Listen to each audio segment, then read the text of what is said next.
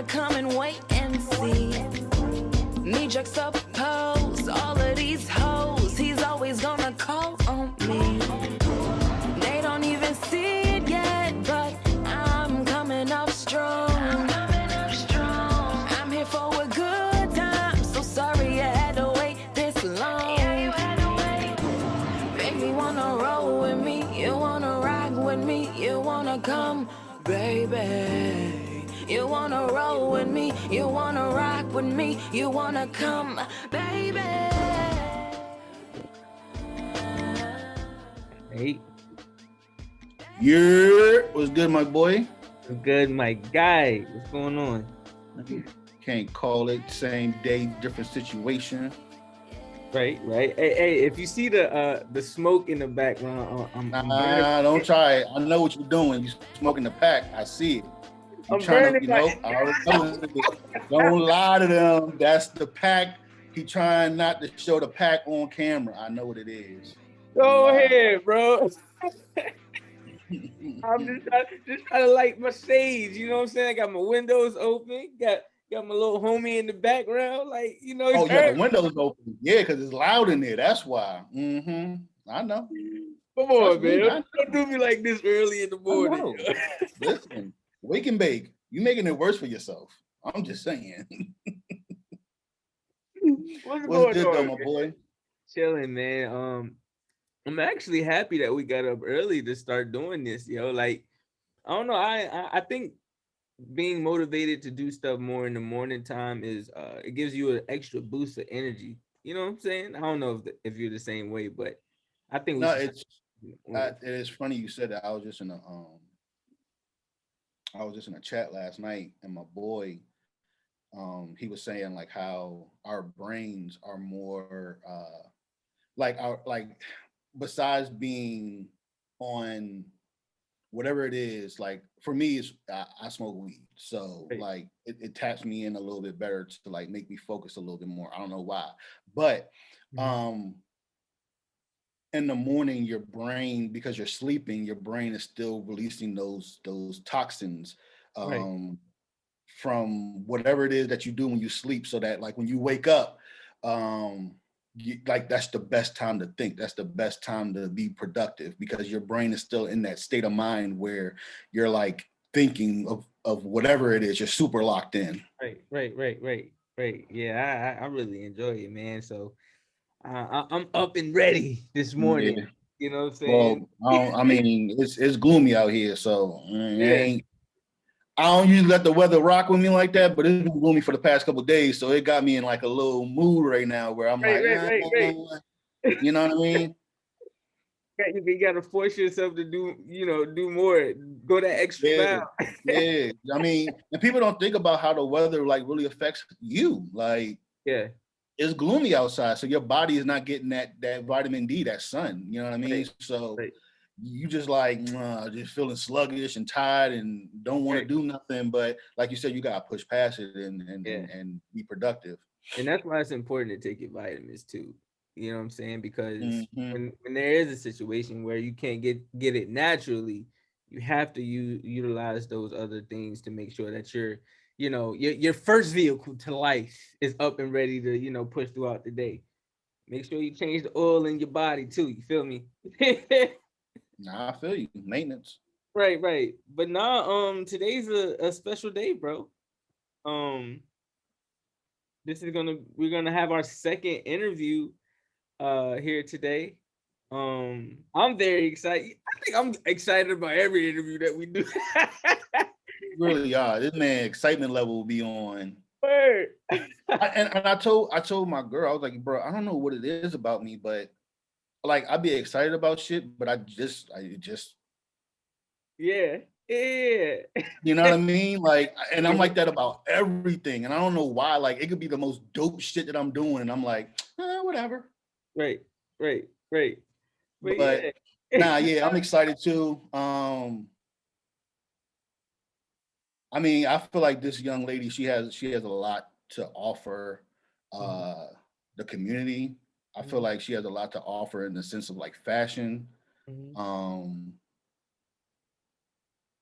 where trends are being set, how we bring trends back, I think her niche is something that needs to be glorified. And you know, it's still Women Appreciation Month, so why not?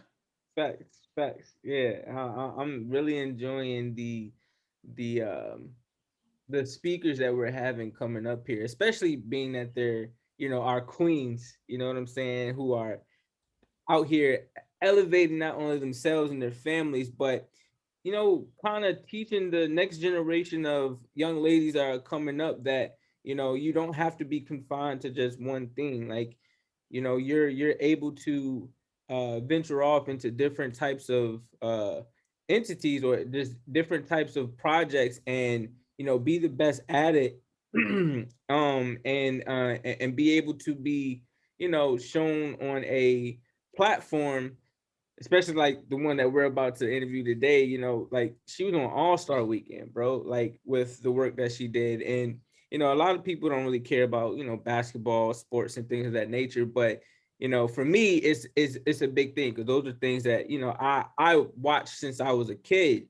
And to see her work, you know, on, you know, some of my favorite players or some of the world's favorite players, it's dope. You know what I'm saying? It just lets us know that, you know, our hard work, you know, will be recognized one day, as long as you just continue to put that work in, continue to put that grind in, and never let, you know, any obstacle keep you, like you text me the other day, man, like, obstacles are meant to be ran through.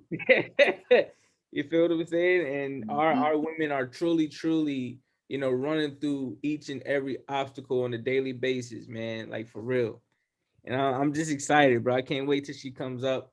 I'm not gonna say who it is. I'm not gonna say what she does yet. I'm gonna, you know, pretty much let her do her talking. This is her platform today. But yeah, I'm excited. Shout out who you got on right now, so that they can get that clout also.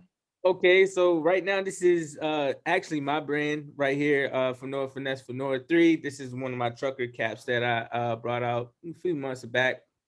But this right here is by an artist named Lambo Keen. It says Brooklyn Siaga, and he's a artist out in NY. Very dope artist. He actually had got a contract, I believe, from MTV. Like, what he did, he's like a real dope traveler, you know, in the sense of like taking pictures in different places in the world and traveling. And he's also a very dope artist, you know what I'm saying, not only with his clothing brand, but just, you know, how he just brings everything together, man. It's crazy, whether he's throwing a party, whether he's throwing his own pop-up shop, what, like I said, whether he's traveling, like, he's an artist that has, you know, a different view of things, and it's just mad dope. Some of his work definitely inspires my work. Okay. Uh-oh. Look who just came in. Hello. Oh.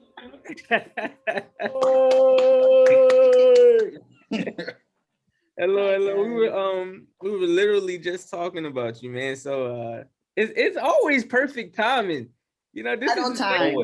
Yeah. This is the second interview in a row where, you know, we spoke the person up, and there they go. They're right there.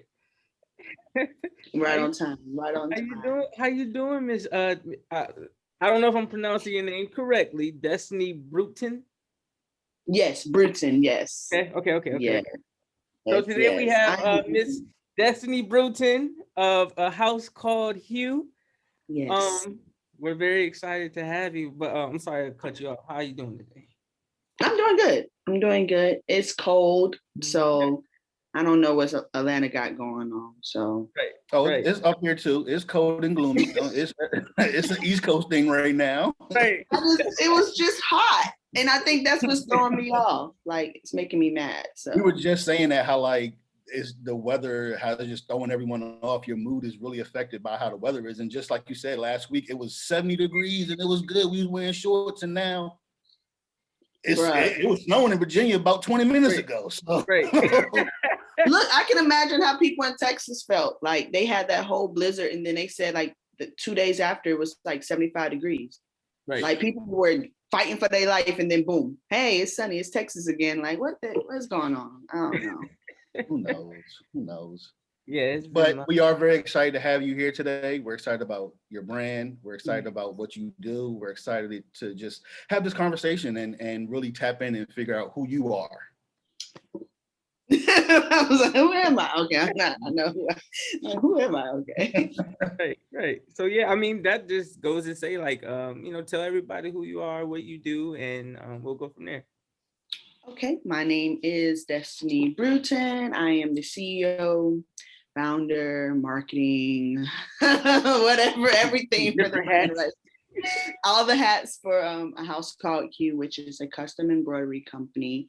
I'm mostly known for custom patches and a little bit of custom apparel.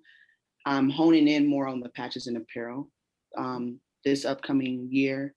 And I do a lot of things. I do vinyl work. I do, all those things, but a house called Q is really known for embroidery. I've worked so far in this business for 2 years. So it's been a tremendous growth in 2 years, but I'm very excited to be here. I haven't done interviews and stuff, so I apologize because I'm just like a person who stays behind the scenes and then like do the work. So that's good. We're very, very excited to have you.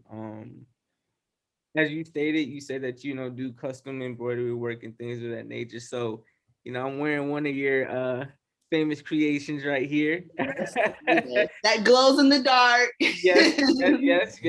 She offers definitely a variety of different things, man. Very, very amazing. I consider you an artist. You feel what I'm saying? I don't want to just label you to just being a custom embroidery worker.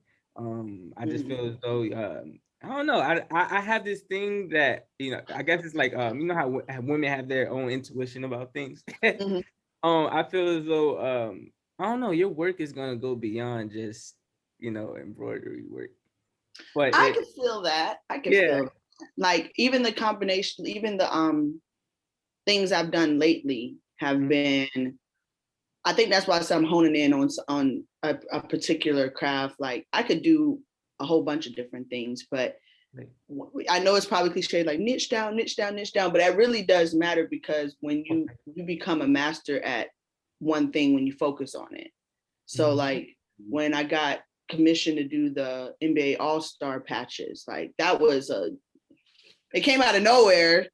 And hold on. We ain't just about to skim past that. Like you say that one more time. Have you seen Giannis wear like the Support Black Colleges sweatshirt and the patches down the sleeve? Yes. I did all those on the sleeve. Yes, sir. That's dope. That's dope. It was that was like I can attest that was the hardest thing I've done. Not necessarily the patches, it's just I had to turn around so much in so little time, and I've never really had to do that. That was just a lot, but it was good. It was a good experience. I'm very happy. I got a picture. If I can get a LeBron picture, a Chris Paul picture. Not true. So, so how does it feel like knowing that your creative process not only reaches like the general public, but it also reaches the celebrity? And like, how does that feel when you're like, oh wow, Giannis is like rocking my patches? That's dope as hell. Like, how does that make you feel? And does that drive you to just want to be the best at what it is you're doing? Yes, it I could have cried when I saw the picture because how you do the work and you're just like, oh, they're gonna get it. It's I'm just happy that they touched it. Like in my mind, I know that everybody touched it. Like LeBron opened that when he got to his hotel room, whether he took a picture or not, he touched it to say that. And on the other side of me, that drove anxiety up through the roof because I am a one-woman show. So it's like, hey, like now it may cause an influx of people, wanting to get things done. And I'm like, I can only handle so much. But I think that's why I want to hone in to be more strategic about the work that I do, and make sure when I take on clients, I can provide that same quality all the way around, because sometimes as entrepreneurs, we want to take on everything that's given to us, and we really shouldn't. And that method, I'm glad I was available, because I could have dropped the ball, and I really didn't want to do that. So I want to make sure anytime I take on something, no matter who it is, celebrity or not, because I want to treat everybody the same, that I provide that quality. So hopefully opens up doors. It's opened up another door, but I just hope it open up some more doors. I can get more machines, more hands, to help fulfill it. Okay. So would you say like being a part of that experience has been your most, I guess, like satisfying moment in your business, or can you describe a better feeling than that? Probably being in the Village Market, which is a store in Atlanta. It's a Dr. Key has built a great community called the Village. It's called the Village Market, ATL, but it's have a store now in Ponce City Market, which she opened, and there's nothing but Black business owners in there. And I was one of the first the first set of businesses she brought into the store. I was a part of that. And I've never vended at none of the events, because every time I tried, something always came up. So when they reached out to me, they said either you vended and people liked you, or someone spoke you up. And I think that's what I'm very keen on, is building relationships. Like another opportunity that I'm working on now, I can't speak on it yet, but when it happens, it'll be big. Somebody spoke me up. Someone kept my name in conversation. So I think that's what I'm most proud of, is the connections I've built. And across the US, like y'all up north, I'm south. I got people, I get a lot of orders on the West Coast. I've never been to California. Oh wow. So like I have sent stuff to I just sent someone something in Thailand, and I'm like, how did you find Thailand? I sent stuff to Japan, because especially with having in my sorority connections and stuff, and they're overseas, but they talk about my business. So I'm like, okay, Thailand. It took like 4 weeks to get to her, but it got there. Right. Thanks. So if you don't mind me asking, what was the original dream? Because looking at what you studied, I googled you. From what I've seen at your time, your degrees, you have advertising and PR, but you wanted to be in disciplinary studies. Like, what was the original dream? To be Detective Stabler. Big facts. Like, I really wanted to be a cop. I don't want to say like a cop. I wanted to be a detective. Like, I'm very analytical. I like studying different things. Like, I'm probably that weird person that watch anything that comes out about like any type of serial killer things. I think I wanted to be a profiler. Like, I wanted to study that, people, because my degree is sociology. So that's the study of people. Right. So psychology is the study of a person and their mental state, but sociology is a group of people. So I've always been very into that. But 2015, 16 changed that for me. Like, that Trayvon started it, and everything after that was like, I can't be a cop.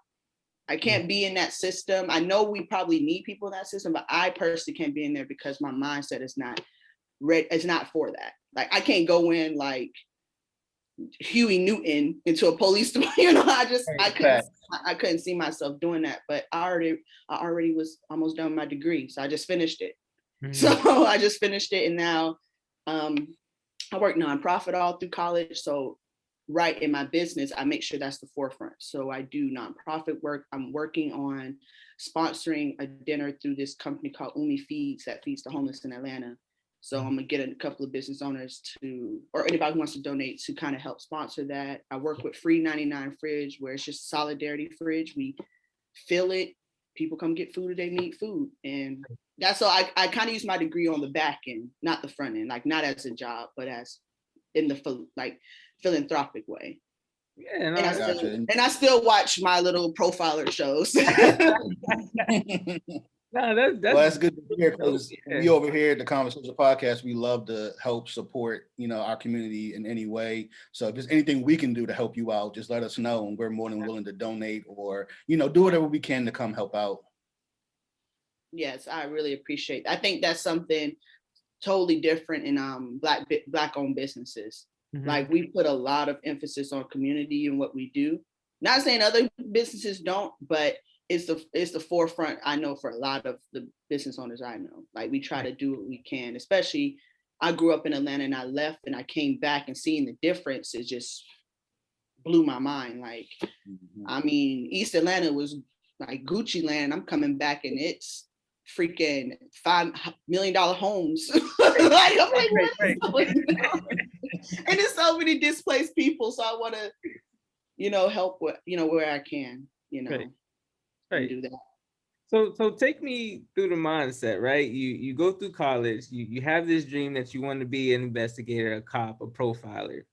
How do you go from wanting to patrol the streets to giving the streets clothing to wear? It was funny because when I finished, well, he's my husband now, he graduated before me, so he knew he wanted to be a teacher. He had left Tampa, that's where I went to school, and I lived in Jacksonville before, and by lo and behold, he gets a job in Jacksonville. So I was pissed because I didn't want to go back. You know how you leave somewhere and you're like, I'm gone, like it is what it is. And he gets a job in Jacksonville, drunk in love. I'm like, I got to go back to Jacksonville. So I went back, and I just wasn't satisfied. Like, I had good jobs before I went to school. I was a assistant manager at Finish Line at like 19. I was assistant manager at Journeys at 20. Then I was like, I want to go to school. So I left both of those, I left one job to another job, and I just left. I had a great time in college. College was great. I was like, yeah, I left Jacksonville. I'm seeing, life. And I come back, and people that I left were still doing the same old thing. And I was just not satisfied. I worked at Target as a manager. I worked at University of North Florida. I worked at a lot of jobs. I worked like 5 jobs in 2 years because I just kept job hopping. And then one day while I was working at Target, that's a whole long story, I just quit. And I was like, I'm gonna figure this out. Like, I don't know what I want to do, but I need to figure it out. And I started working Shipped and Uber. And I got an embroidery machine because I was like starting the business. And once I saw how the patches were made, I was like, I can make this. Right. So I went to Walmart, got the $400 embroidery machine. I just started practicing. And then over time, people started seeing me go out, post it, and be like, oh, look what I made. They're like, oh, make me one. I'm like, I ain't that good. And they're like, it's okay. And over time, I just started doing that. And then after a while, I didn't have to do anything else because the business was able to support, at least make more money make at least the same amount of money I was making at Target. Right. So I think we go through, especially in the Black community, because they're trying to make sure we're structured so you don't go by the wayside. Right. We are pushed to make decisions so early. Like even going to college, even thinking that's what I wanted to do, I probably shouldn't have to make that decision so early. Right. Now at 27, I'm like, okay, this is what I want to do. Like, it's okay to take time, and I really should have took time. But hey, that's the journey. I met a lot of, met good people on the way. Right. I never regret college. I made lifelong friends, but I do know that I was just trying to leave one place, went to another place, and then really didn't have direction. So with my daughter, I'm gonna give her that time. Like, if you want to chill, you just can't be sitting around my house doing nothing. But you can take time. Right. And that is a huge thing, like you said, in our community, like, pushing us out the door so quickly. And it's like, well, you're pushing us out, but where's the guidance? Where's the steps? Where's the, guidelines to life? Like, you're just pushing me out to the wolves and telling me to figure it out for myself. And it's a big struggle, To go with what you're saying though, Chris, it's also, it's been generational with that, where we're forced to just grow up so early. You know, when you're younger, you're taught how to cook, clean, provide for yourself, so that when you're out there, because I'm gonna be funky with you, a lot of families don't have the means to just feed another mouth. So you got to do what you got to do, and we're forced to grow up a lot earlier. Right. Yes. And I think and what's so crazy is what I've seen is that we're trying to do everything we can to do something different and build something different, but we still do it to our kids. So we always talk about like how celebrities baby their kids or whatever, but if they worked hard to get this money, why would they go make their kid do what they had to do? You should literally be handing things to your kids, like handing property, handing trust funds, handing those things. And we have to get out our mindset that's not spoiling, that's setting your child up to be successful. Right. You know, so I want to make sure I do that for, even if it's just paying for school or having her have a car that's paid off when she, you know, those little things help. Because I mean, going out, like you said, my mom didn't have the means to pay for school, so I worked all through school. You know, so you're going to take 4 classes, then going to a 9, you know, like the night shift at work, you know, I mean, that builds character, but it does build character. I don't want to have my child do that. Like, she should work if she wants to, because I have, you know, certain things taken care of. So I'm trying to do that. You know, my husband and I making sure we do that, or just saying, if you don't want to go to college, you got to, I mean, shit, hairstylists out here making 6 bands and they got to go to cosmetology school for less than 2 years. Go do that. Go do some nails. That's fine. So I guess my question to you would be, what are some of the lessons you learned on investing in yourself and taking a chance on yourself? That one right there, just taking a chance, taking a chance on yourself. Also learning that your family is not your first supporters. Not saying they don't support what you do, but monetarily, never look for your family first. Wow. You want to, because it's going to sound crazy, because your biggest cheerleaders are going to be strangers. Yep. And not saying that your parents don't support you, your cousin, your family, auntie, they don't support you, but they're going to most likely they're going to be inclined to be more skeptical, because a lot of people are still in the regular set of life, go to work, you know, retire from that job and die. Whereas you're telling them, like, I don't want to do none of that. I want to go do my own thing. And they don't want you to fail, but it's kind of in the most awkward way. They don't want you to, they don't want you to fail. So so I've learned, like, not to really, I don't sell to them, my family. They come to me now, of course, because like, oh, you do this for real. I told you I was doing this for real 2 years ago, but you didn't believe me then. So I've just learned to really hone in on marketing to people that, you know, don't know me. So the people who do know me, they're like, oh, Destiny, dead ass. Yes, I am. Like, now after 2 years, it's like, okay, you really do this. Oh, like my cousin do this. Like, oh yeah. Yeah. Where was that energy, energy before? But I can't blame them, because, you know, they're used to what they're used to. But I come from a family of hustlers, not necessarily entrepreneurs. So they would have like a 9 to 5 and like own parking lots, do all this stuff for the Falcons and Braves. So they know about it. They just never seen someone say, I'm gonna do this alone. Like, no W-2, nothing. They're like, you crazy. Right. My question is, what was like the driving force behind you, you know, staying focused and staying, I guess, committed, you know, because you state that, you know, your family aren't, you know, your main supporters, is mostly strangers. And, you know, as, you know, growing up, when you're starting something, you always look to like mom or like dad or whoever to be that first person to say, you know, I'm proud of you, or, you know, that's dope, that's amazing, how can I help? But we don't get that.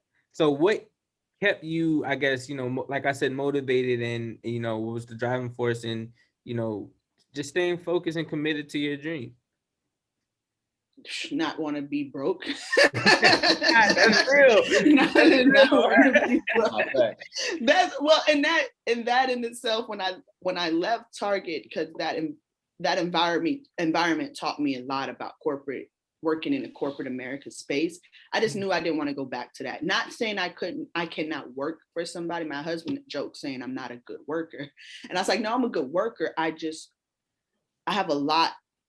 I guess, you know, you have that spirit where you like, I see something wrong, I'm gonna speak about it. I don't play by the what's the word? The rules of like, don't speak. I remember when HR came and asked what was wrong, like what are some issues. I told them what was some issues, and my mom was like, "You're not supposed to tell them." I said, "What the man asked me?" He's like, and lo and behold, it came and bit me in the ass later, because they made me seem like I was complaining. I'm like, well, you just asked me what's the problem. So I knew I didn't want to go back to that type of environment, playing by those rules. Like if I work with somebody, if I work with people, it's really genuine. So when when I didn't have, as I would say, that super like, oh, you can do this for a living type of support, I was just like, I got to prove them wrong. Luckily, my dad had helped me get my first multi-needle machine. Because I gave him like the spiel. I gave him like a little business plan. He asked me questions. I had the answers. He's like, okay, you know, but if I finance this, you better pay it, you know, because that's what people credit. I paid it off. I paid it off. So he's happy. And now I'm just making sure that whatever, you know, everything is calculated so I can still continue to make profit and things like that. But not wanting to be broke. I mean, I'll work. I'm not shamefaced. I'll go work for Uber. I'll do Shipt. I'll do whatever to, you know, fund what I need to fund. I just knew in my mind I couldn't go back to that corporate, you know, lifestyle. And if I have to hire employees in the future, I want to make sure the environment is different because I already know what I've experienced. Right.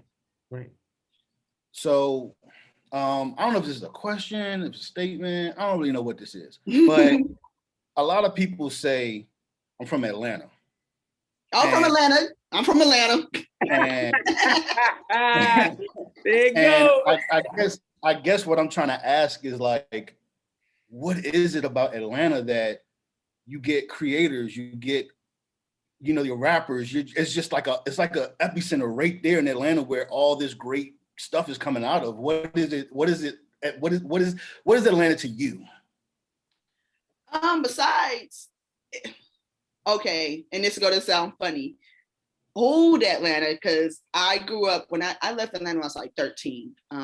So when I came back 2 years ago, and I used to visit, you know, in between time, but I stayed half my life in Atlanta, half my life in Florida, which is, I stayed outside of Jacksonville and I went to school in Jacksonville at college. So like that Duval area. So my heart is in both spaces. So if somebody yell Duval, may yell Duval back, you know, just because I've spent half my life out there. But Atlanta, I think, is making something out of nothing. So when you making something out of nothing, if you think back to like, even just in hip hop, like our, you know, one of the greatest rap duos besides the one that's coming up. I love Earth Gang. I feel like they're like outcasts. Yeah, but like, I feel like they could be the next Outcast, but like seeing how they grew up, or like Goody Mob and CeeLo Green, and you learn their stories, like living in this, you know, the SWATs, or living in East Atlanta, those different places at the time, although Atlanta is home to a lot of great leaders. You know, we got Martin, we got John Lewis, we have, you know, Ralph David Abernathy, we have the first Black mayor. So we had a lot of things in Atlanta.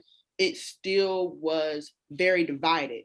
So you had, like, I live in South Atlanta now, which a lot of people, you know, don't, you know, you hear people talk about South Atlanta, like, oh, you live in Riverdale, but like, oh, girl, you crazy. But I mean, I'm comfortable where I'm comfortable at. But just growing up in Atlanta and seeing how it's sort of, I ain't gonna lie to you, I didn't see white people at all. So you got to give your perspective, like, and we had people in the city, but I remember my mom moved to Dunwoody, which is like North Atlanta, which was not a thing. Don't let the Migos fool y'all. That was not a thing. So it was Dunwoody. I was like, all these white people, you know, I'm like the only Black kid in class, and now then we moved back south. And I was just thinking, like, that's how we get those type of creators and creatives, because we had to really draw, you know, hone into the stuff you're seeing into an outlet, you know, whether it's art or hip hop or styling or things of that nature. And I think we do have that blood of our ancestors that were here. and the leaders that were here, I just think after a certain point in our leadership, I would say we got complacent. So people still fell by the wayside because, you know, it was not as bad as it used to be. Oh, we don't have, you know, colored bathrooms. We don't have this, but it's still progress to be done. Right. So now in Atlanta, now you kind of see that. Like, there's still a big disparity. It's a lot of, you know, poverty, but I think that's because of gentrification. But as far as the people that's coming out of Atlanta, all the leaders and all the artists that are being philanthropic, so you see them not just being artists, they're being speakers in the community.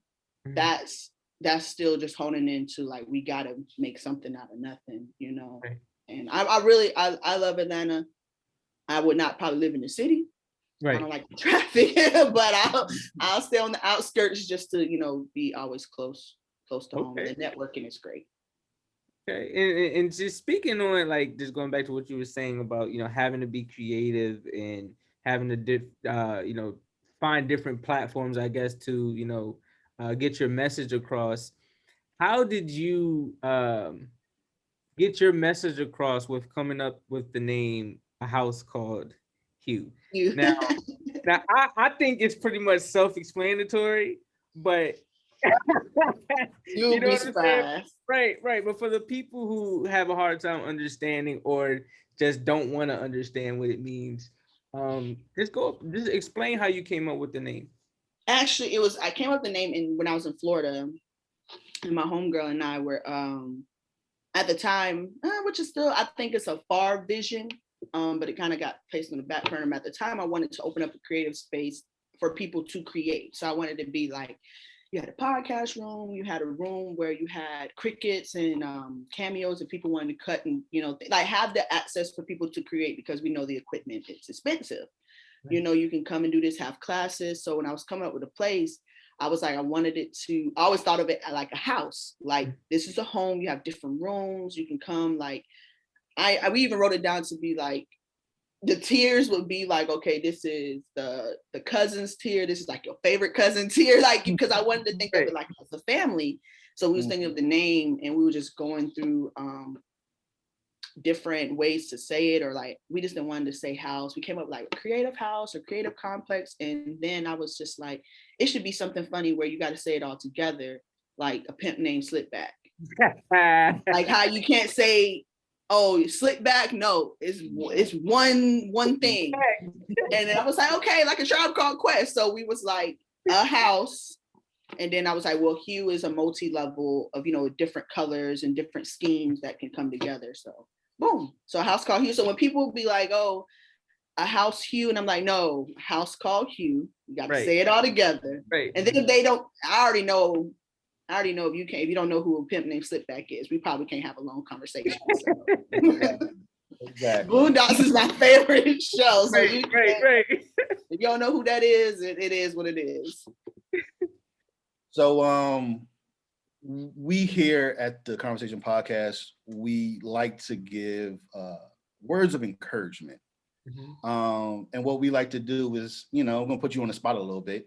We like to have our guests, you know, try to give, you know, words of encouragement to people out there that are trying to become entrepreneurs, that are trying to get into creative spaces.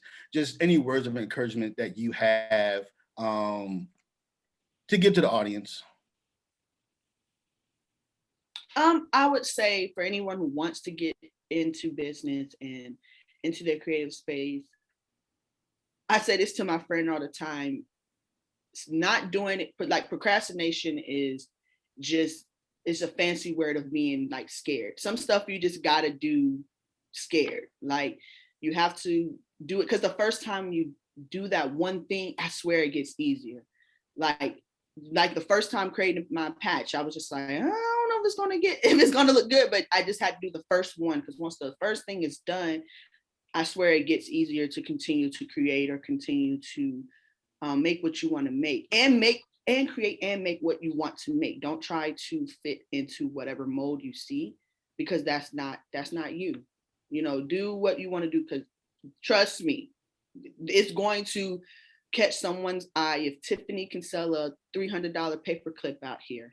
And then you can make what you want to make and sell it at the price you want to sell.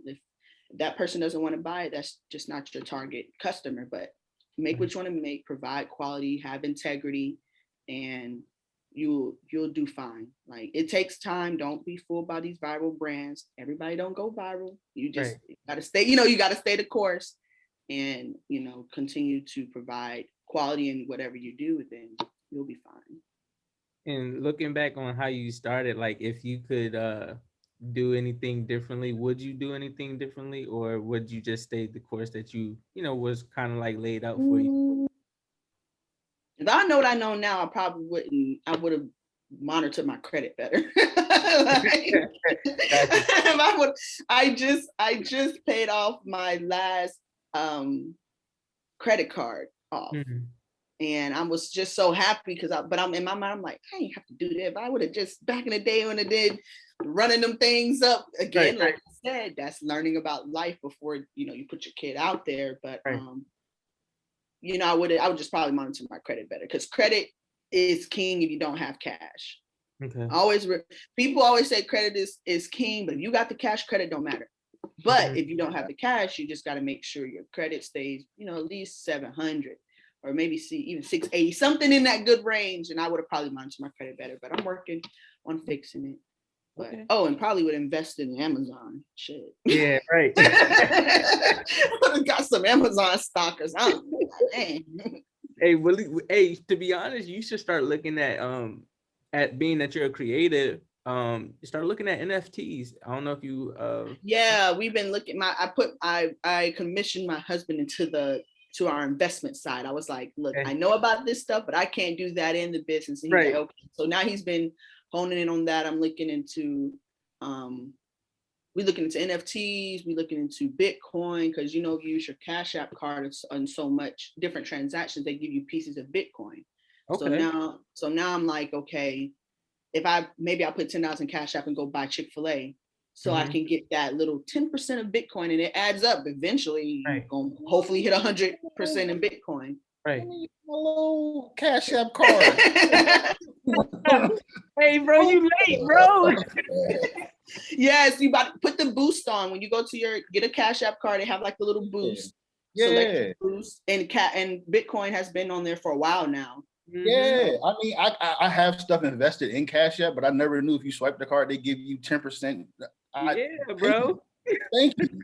Yes. Chris, so just what are you doing? You ain't telling me this, Chris. I don't keep no money in there, so I just add money to because I don't have people pay me through cash. That's another thing, entrepreneurship. Do things the right way up front. So I don't have people pay me in Cash App. You gonna put this invoice, like I want my stuff all paper trail, but if someone like say my mom pays me a Cash App, I'll let her pay me. That's my mama.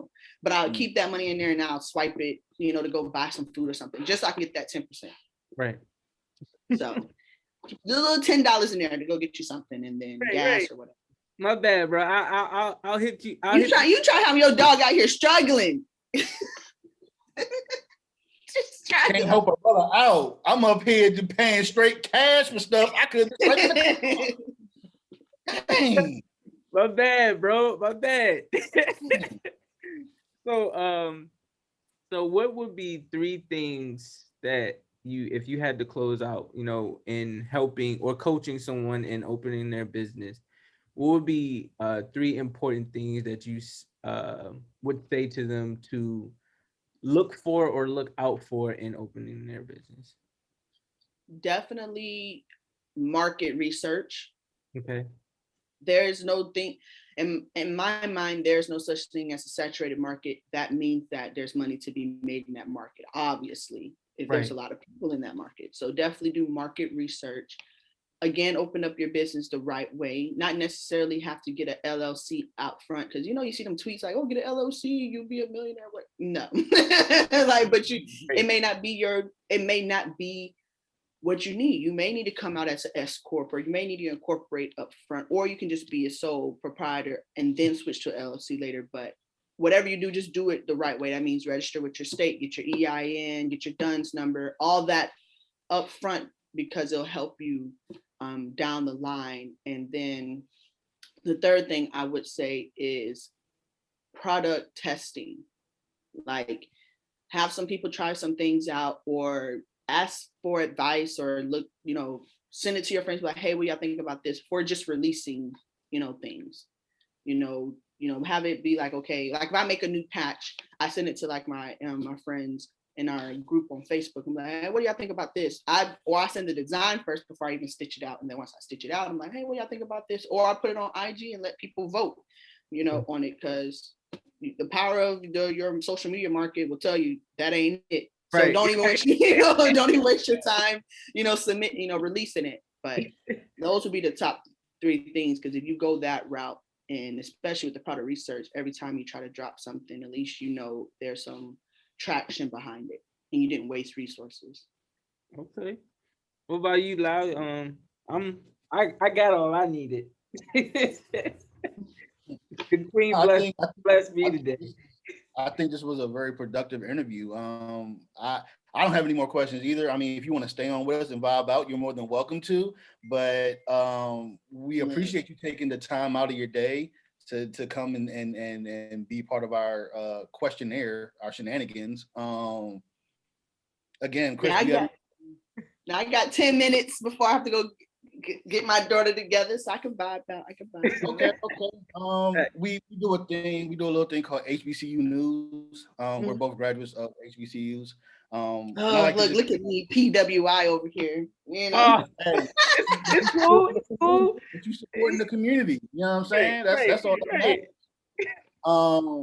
matters. Just a couple things that we like to go over. I don't know if you know, but last night, history was made in the NCAA tournament, where 2 HBCUs were actually made the invitation to the actual big dance. So for the first time in NCAA history, there will be 2 HBCUs playing, which is a wild stat to me. But we're starting to get to that platform of where people are acknowledging HBCUs more, and just seeing these schools go out there and play their hearts out last night. It's a good look on HBCUs. It's a lot of talent that come out of HBCUs. I'm not familiar with basketball HBCUs, but I know football, a lot of good talent come out of HBCUs. And it's just the lack of media exposure. Like, you feel me? Like, it's talent there. It's just media exposure.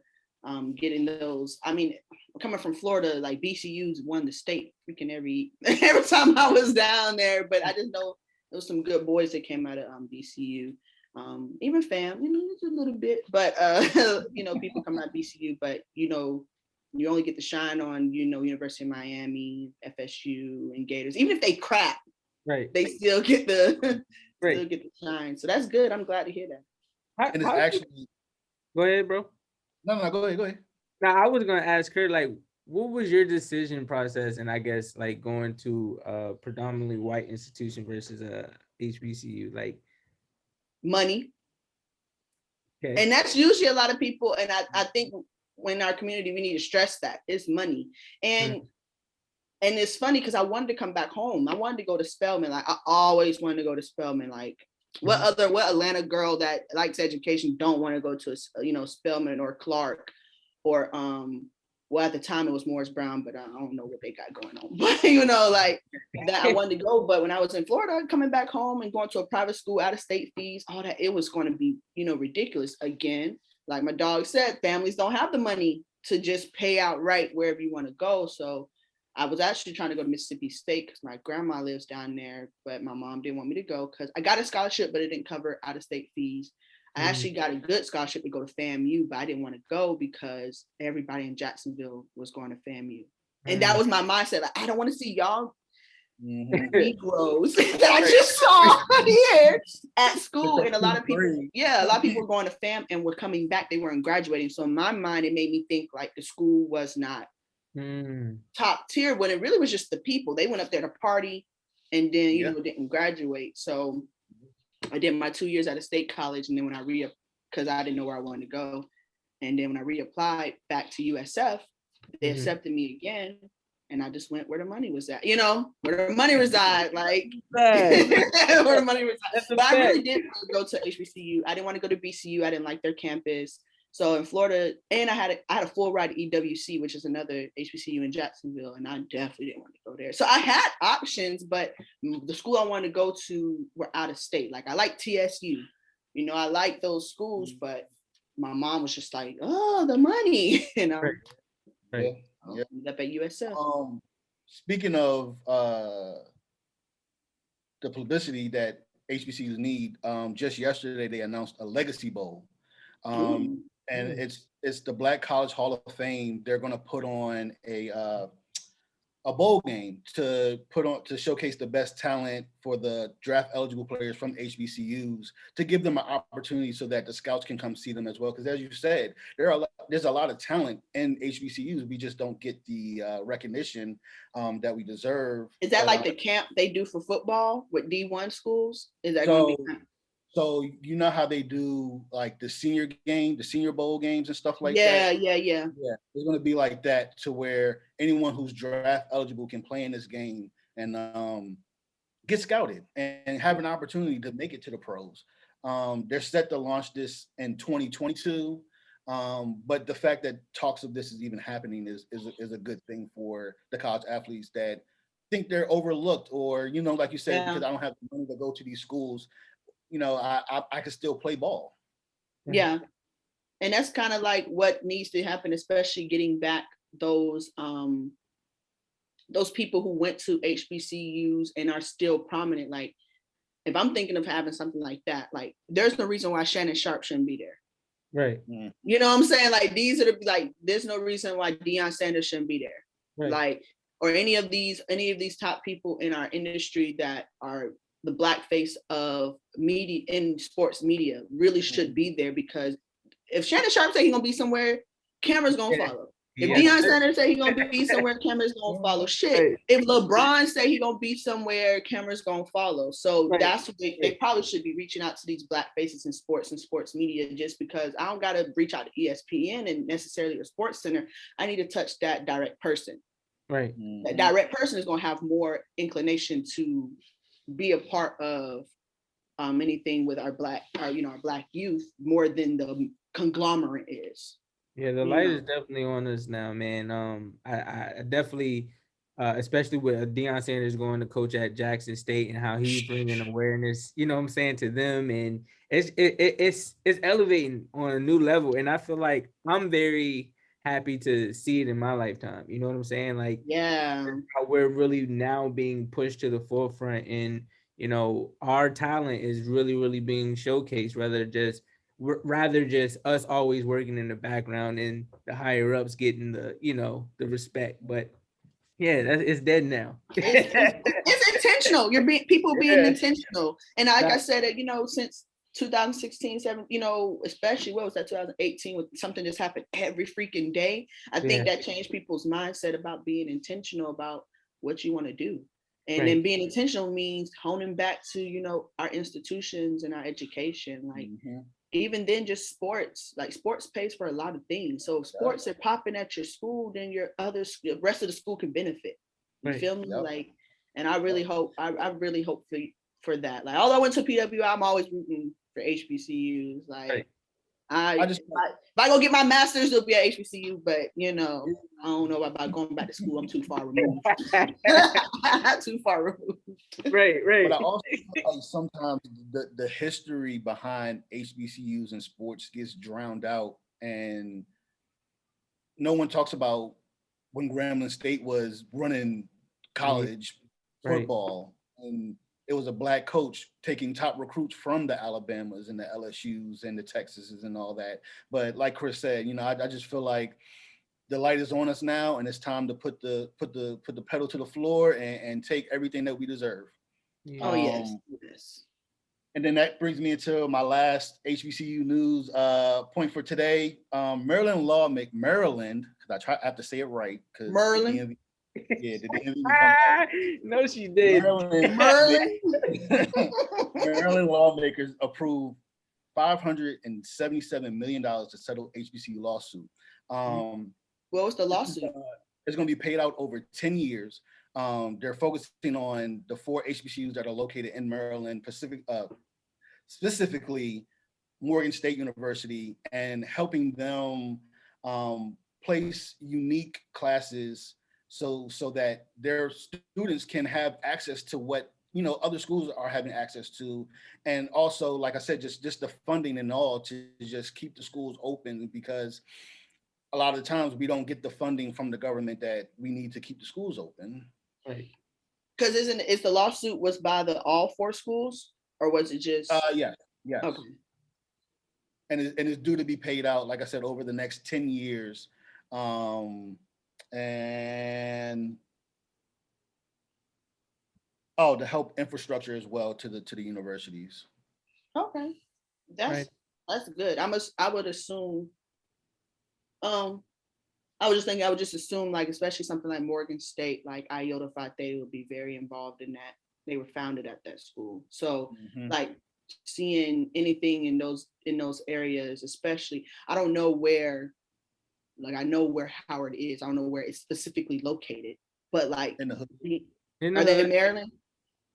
No, it's in DC. That's actually DC. Yeah, it's actually in the heart of DC. Okay, yeah. So okay, so like those schools rallying around these other HBCUs and being integral in that, especially D9 organizations. I mean, majority of them were founded at Howard, so I would hope that would help continue to push that narrative and keep these schools open, because we're losing them. Yeah, we are. It's tough. If y'all have kids, they going to HBCU? Because I know my daughter is. I'm on the cusp of I don't know, as far as college, just school in general, because I have this thing about the school system in general. Like, yes, I want them to go to school, but it's like I'm sending them to school at a disadvantage. You know what I'm saying? Or I'm sending them to school and they're being taught things that aren't true. You know what I'm saying? So it's just like, I don't know. My wife, she always argues with me about it, like, well, what you gonna do? You gonna teach them? I'm like, yeah, I'm all about homeschooling, but at the same time, I don't want to. I don't know. I got mixed feelings. I don't want to deprive them of certain things, like being social and different things of that nature. So I'm on the fence about it. If I see changes within the school system of them actually teaching our children the things that need to be taught, whether it's just teaching about independent life skills, teaching about the real history, not their history, teaching about how to be, like implementing mental health classes, implementing like classes about, just your health, more about your health, not just learning about your bones and stuff, like certain things you should eat, certain things you shouldn't eat. Like, I don't know, I just have a big thing about that. Yeah. So if they implement those type of things within the school system, and I'm seeing that it's coming from a genuine spot, then of course, my first choice would be a HBCU because of me going there and, the experience that I got, but I wouldn't want them to not, at least consider going to a predominantly white institution because, let's just face it, they have more resources. I can respect that. I can respect that. What about you? As far as for me, I'm Black y'all, and I'm Black y'all, and I'm boogity black, and I'm Black y'all. I want my kid to go to an HBCU because for me, it was 4 years of being around my people and feeling accepted and not being judged upon what I wear or how I talk or where I come from. But that's their choice. But in your top 3, it better be a HBCU because you've only got 4 choices. Yeah, like, what we talk about here, like your dad went there, so what's up? And you don't have to go to the HBCU I went to, but at least have one in your list so that I know you're doing research on HBCUs. But I think that's on you, not saying you specifically, but like on the parent too. Like for me, I want my kid to go to HBCU, but I'm gonna make sure I show her good HBCUs. I'm gonna show her what is, because if you think about it, when I was in high school, like I did have a Black counselor, so she took us to FAM. But if you were talking to anybody else about schools, they're not gonna mention an HBCU. You feel me? So that's why I want to be like, if I'm mentioning schools, if we're still in Georgia, I'm like, oh yeah, there is Georgia State. but there's also Clark, there is, UGA, but you also got, Spelman, like you got Savannah State, you got Fort Valley, you got you got all these schools, and you want to make sure that I make sure I put that in, show that is, still a good institution. Now, unless you want to do something that is super specific, like say you want to be a nurse or a doctor, and this PW have the best resources for you because of what you want to do, I'm all for it. But at least I showed you other methods, and I agree what Drew was saying. Like my husband's a teacher, and he don't even want our daughter to go to school.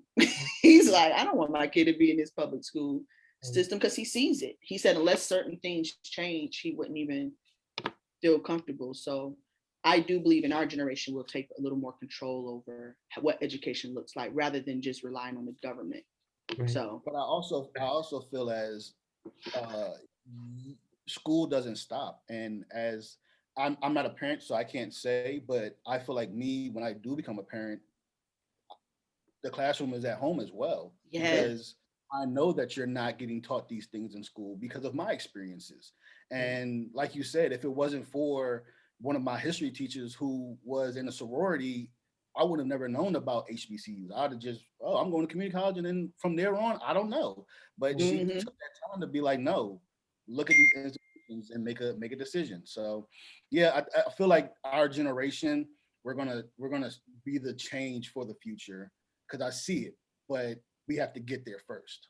Yeah, I believe it. That's gonna be a good thing to see, just because of a lot of historically, you just relied on whatever the government gave you, whatever the government fed your kids, whatever they taught in school, and then you just wanted them to pass class, but you probably wasn't really paying attention to the information that was being said. So now people are paying attention to the information, looking like they said slaves were asked to come over here. Oh, okay, that's wrong. Like nobody was asked.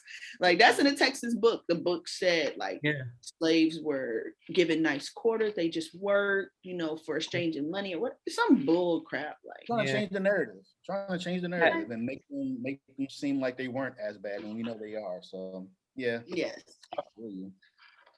Would your husband be in the school system? Like, did he have to get like vaccinated?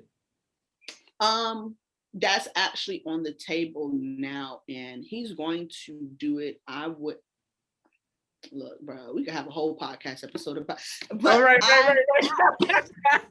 Look, I'm for. Okay, this is what I'm gonna say. I understand why people don't want to get it, because historically, how the government has treated healthcare, especially Black people. Like we have, they tested on us. They had a whole syphilis. It's a lot. You feel me?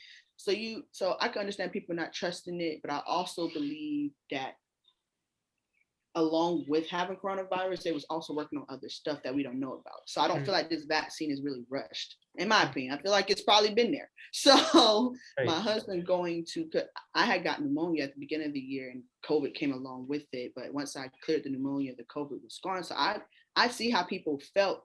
And if I wasn't as strong as I was, already relatively healthy, I could see how it could kill people. And my mom's a respiratory therapist, so she see people die from it a lot. So in my mind, if my husband is going back to a school, not saying the kids dirty, but I don't know what you're doing at home. I don't know how your house life is. I don't know what's going on at home. I don't know who you've been around. I don't even know who the teacher's been around.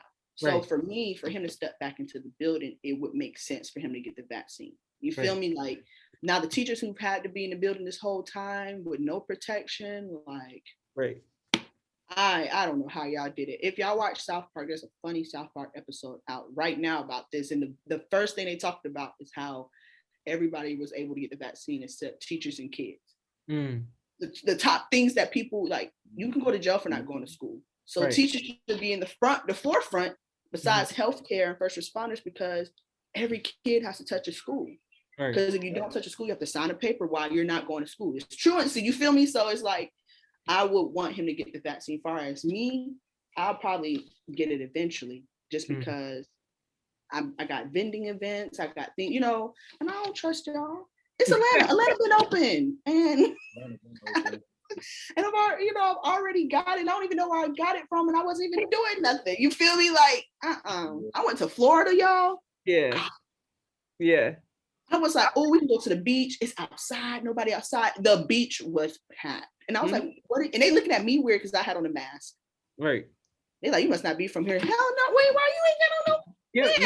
You don't want to know my theory of how I think people get it too, though. Like, if they're saying it's airborne, right?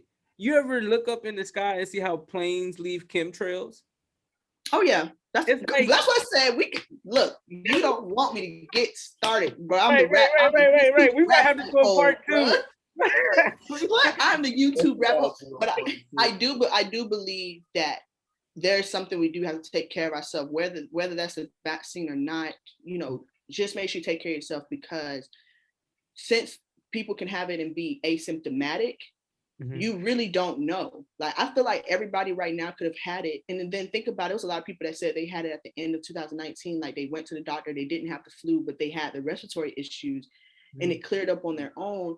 Then come to find out months later that COVID had already touched the states and we didn't know, or the people didn't know that COVID had touched the states. So I feel like we could have came in contact, and if you don't have the symptoms, that doesn't mean you don't have it in your body. And I would want everybody to take care of themselves, whether you decide to take the vaccine or not, to make you feel comfortable, do what you got to do. But to get some type of normalcy, is that a word? That's a word. That's a word. A majority of the people going to have to get the vaccine or something. I don't know. But for my husband to go to that school, I know he's going to get it. And I wouldn't want him not to get it just because you're around too many people. Right. I feel like we just need to throw that word normal. We just need to throw it out the box now, because we're never going to go back to 2019. Like, everything's going to change from now on. And like you said, I'm one of those people that think late 2019, because I was sick as a dog. I went to the doctor. They were like, well, you don't have the flu. And I was like, well, what the hell is this? And they were still making me come to work, tired as hell, fatigued, sweat. What is going on right now? But like you said, it's I believe it's a government experiment. That's my whole, that's what I'm like doing. I said, we could go deep, boy, because I believe a lot of things. Right.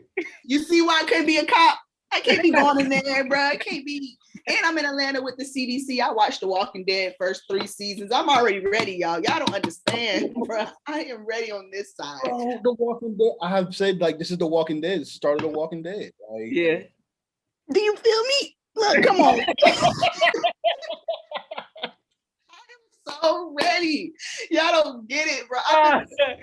So this is even more, it's funny, but it's scary. So when it first started happening, Georgia doesn't have a waiting period to grab weapons. So people were coming from other states to get guns. So we got our arms in Florida, but we had to wait 3 days. Georgia, you can literally come in, as long as your background check, because they do a fast one, as long as it passed, you can grab a gun that day and walk out. So all the, like, when I say the gun store lines were like, you would thought it was crazy. All the guns were gone, all the bullets were gone, all the things. And I said, see, this is why I'm glad we got our stuff. Because I was just thinking, like, not only are the toilet tissue, I don't know what's up with the tissue or whatever, all this stuff was gone, the guns were gone too. So in my mind, I'm thinking, like, if this shit goes to shit, people ready just to either protect their stuff or come and jack your stuff. The purge. And I think bro, I was like thinking in my mind, like, yo, I got it.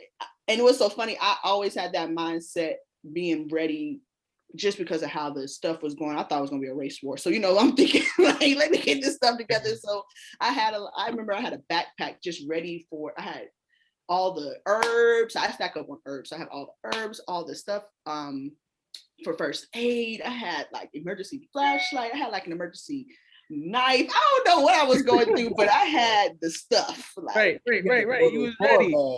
I was ready. I don't know what backpack. But you feel me? My backpack on Blue's Clues would have been like anything, or a door. I would have had all the handy dandy notebook. All I was ready. Right.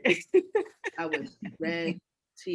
But like I said, if anybody, whatever people want to do for them, like, do it for you, because I ain't gonna speak for nobody else. I just know in my household, like, if we have to do something to protect ourselves, we just got to do it. But I do understand people's reservations. Yeah. Right. You know. Right. And we'll just leave it right there.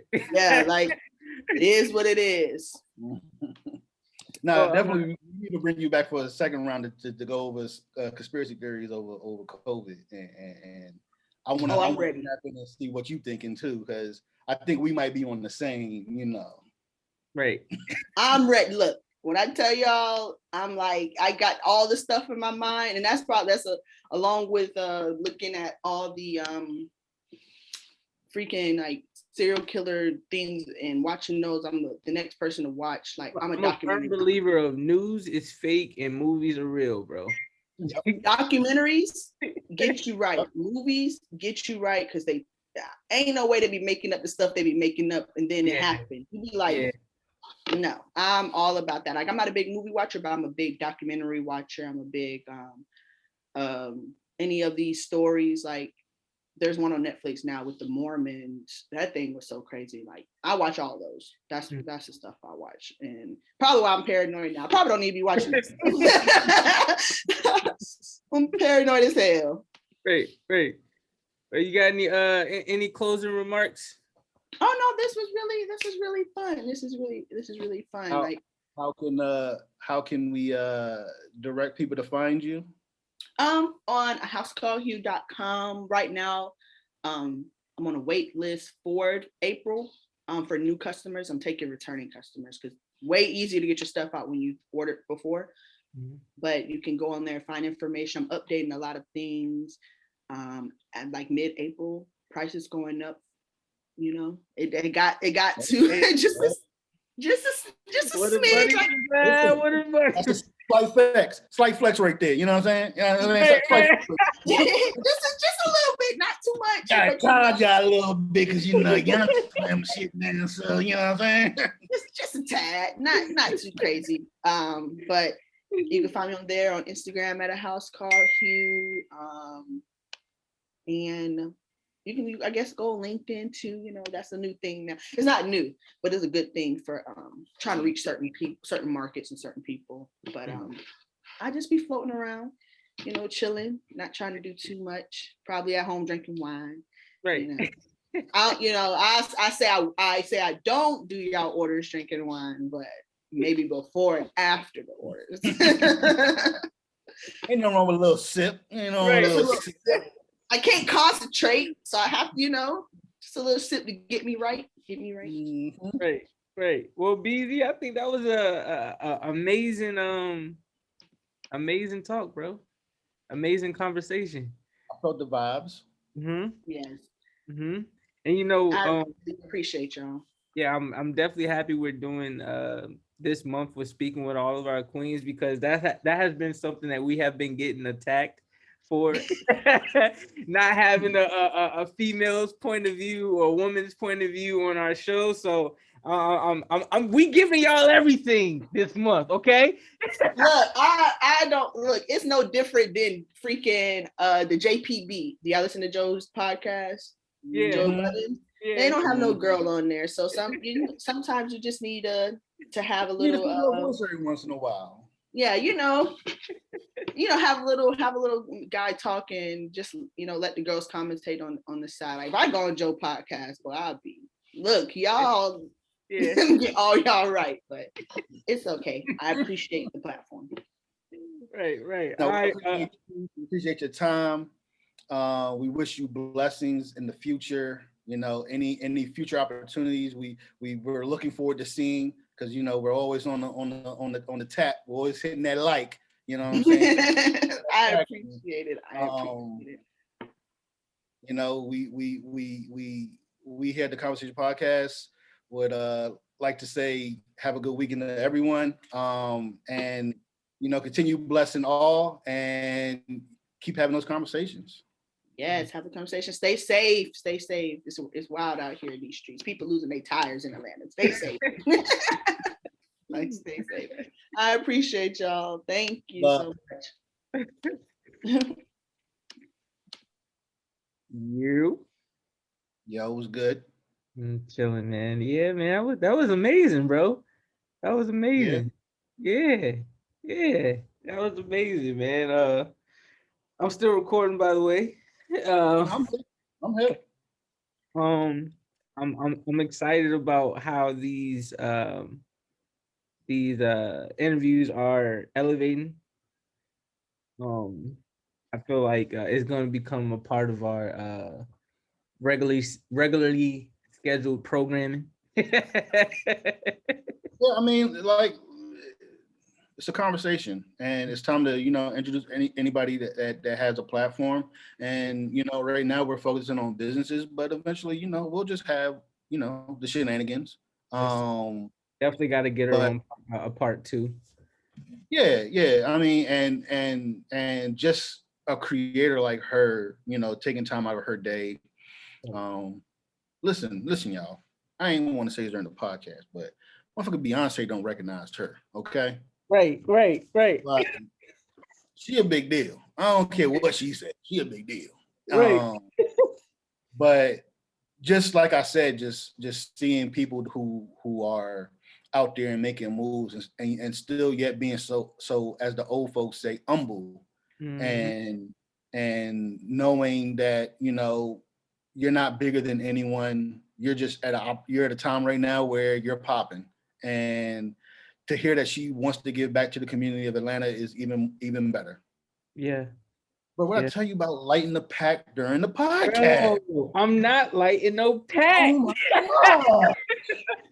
And I gotta keep my vibes going. You're doing right on the screen. I seen the smoke. Look, yeah, I know. Smell it loud. Get out of here, man. Get out of here. But nah, now, yeah. You good, brother? Yeah, I'm good, man. Just ready to, pretty much finish my day off great.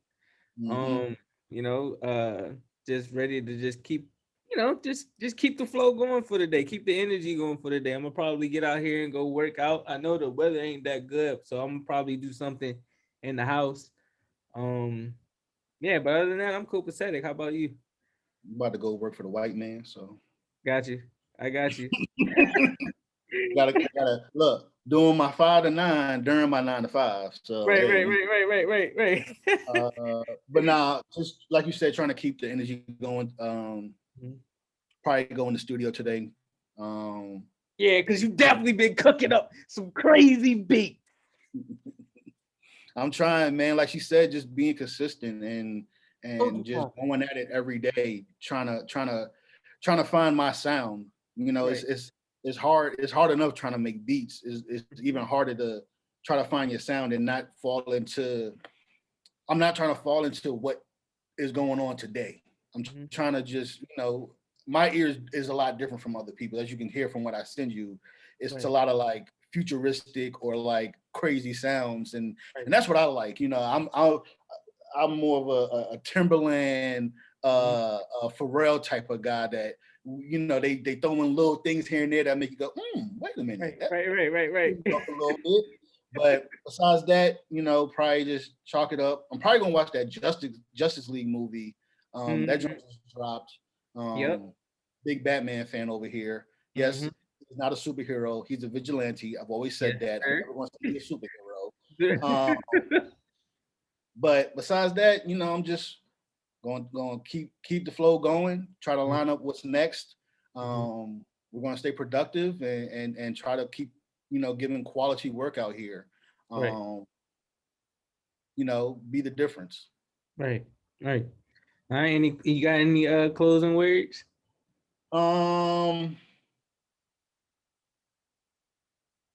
Even in the darkest times, you can still follow the light.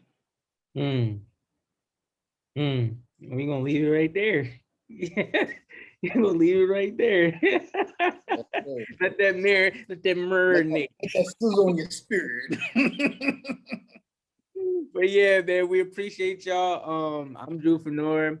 You can follow me at DrewFinura, DrewFinura, the number 3 You can follow my brand at Finesse Fenor 3. Tap the links in our bio at the Conversation Podcast. Follow my bro at Caveman Create. Create with a K. Go ahead, cop the hats. Yes, sir. Yes, sir. I got. Hey, look, we got some new stuff coming. You feel me? Follow me on Twitter at Caveman Create, also with a K. I promote on both platforms. That the newest sound that I made, I dropped on Instagram. You know, I'm looking to try to put out a EP with just beats here in the next couple of months. Just trying to formulate, you know, my most firework. So y'all stay in tap with that. Right. And also we still are taking donations to help the community down in the Houston, Texas area. Definitely hit the link in our at Conversation bio, also on our personal profiles. I don't know if you have it on yours, but it's definitely on my link tree, and yeah, so it's on both of our profiles as well. Other than that, continue to subscribe, like, and comment on our YouTube. We, you know what I'm saying, we need to boost those views and everything up as well. Yeah, man. And other than that, just keep tapping in with us. Continue to send your energy. If you want to be a guest on our platform, all you have to do is either DM one of us or just email us at conversation@gmail.com. Not at conversation, but email us on conversation@gmail.com. And yeah, we'll just go from there, and put you guys on a platform to where you can send a message, just vibe with us on different topics and things of that nature. So other than that, we love y'all. Thank y'all. Till next time, continue to have those conversations.